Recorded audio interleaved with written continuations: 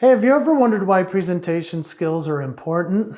Well, if you're a leader, if you're someone who is trying to influence people, then you've come to the right place. I'm going to give you some great actionable tips and ideas as to how you can become a better presenter and why presentation skills are so important. And what's interesting about this type of a thing is that as a Hall of Fame speaker, I've spent my career helping people to improve their speaking at the same time while working on mine. Presentation skills matter, and getting better at it is what we're talking about today. So let's jump right in.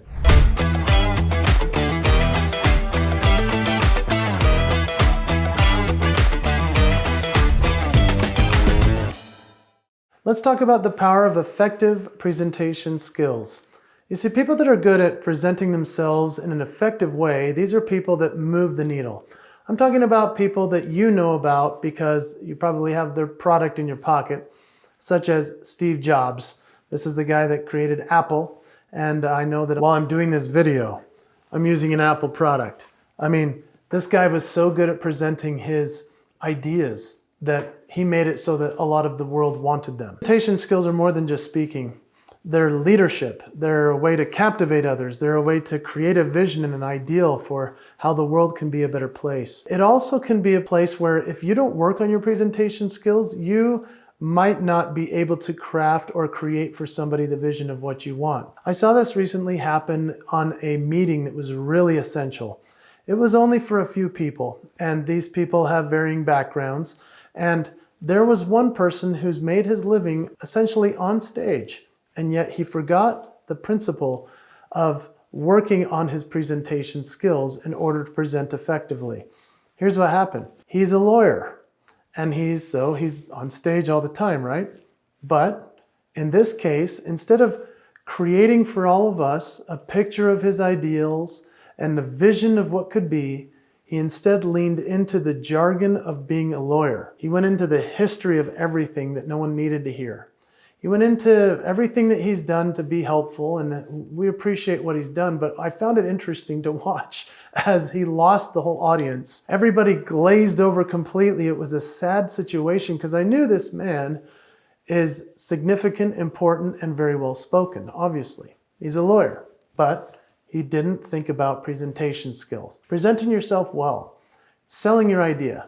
It gives you an opportunity to do it so that everybody can think to themselves, oh, I want to follow that person's idea. Here's what happened in that setting. This person who is a lawyer lost all the votes, lost all the trust, and lost all the interest of the audience. In other words, everyone now formed against him in their own right and voted for something opposite of what he wanted. He had presented a great idea, but he didn't do it in a presentation skills set. And it was really unfortunate. He could have made it happen, but instead he chose not to think about the importance of presenting it well.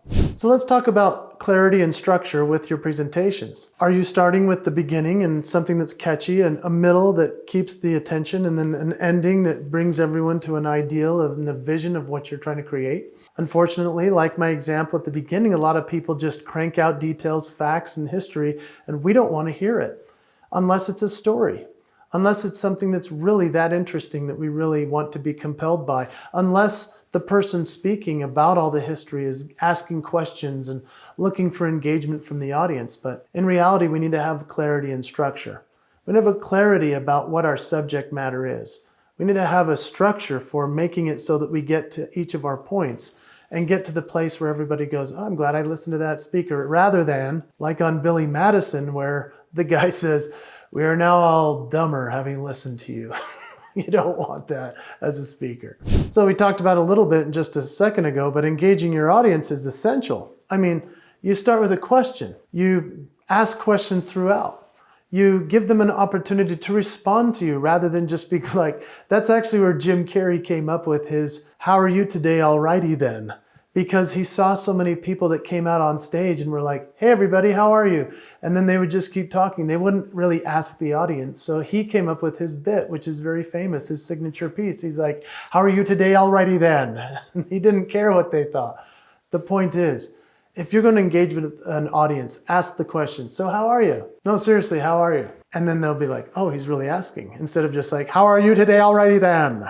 So here's an actionable tip about something I had to do in the business that I help run. I'm the president of Cardio Miracle. It's a great company and I love being a part of it. And if you're not familiar with Cardio Miracle, I hope you'll check it out. It's a great health product and they sponsor this channel and this video, and I'm thankful for them. So go check out cardiomiracle.com. It's great for your health. But I recently had to have a hard conversation with some people in the business. And how I set this up was because we didn't have chance for a phone call. And so I needed to write an email. Now, you know what it's like to get a long email. You usually don't read it. And so all I wrote at the top was, story forthcoming, please read to the end. And so they did.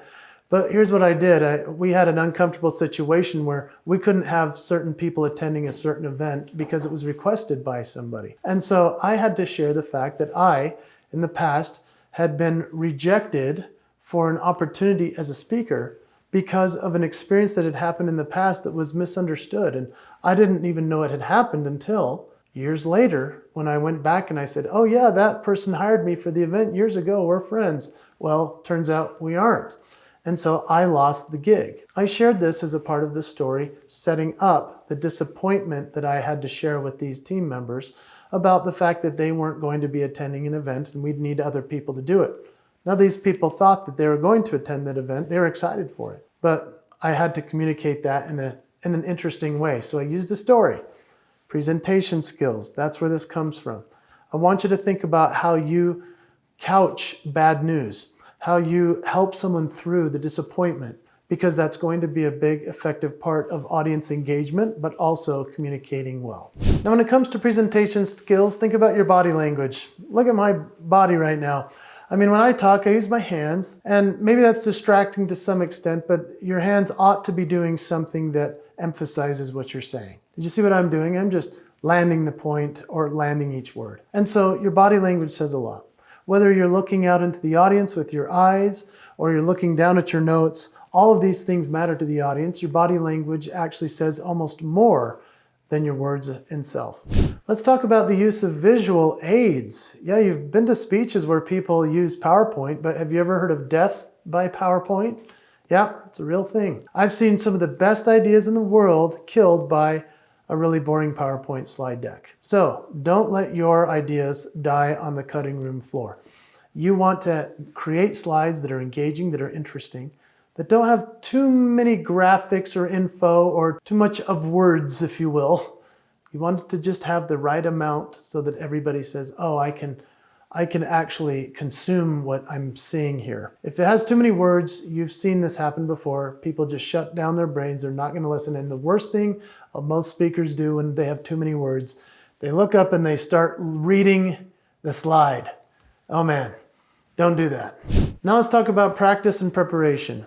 As a speaker, it's your opportunity, but also your responsibility to practice and prepare. When you go to a speech, are you showing up just in time to say, hey, I need to plug in my laptop? Well, I hope not. Hopefully you're getting there before the audience is there so that the audiovisual team has time to mic you up and get everything ready. How about on a virtual?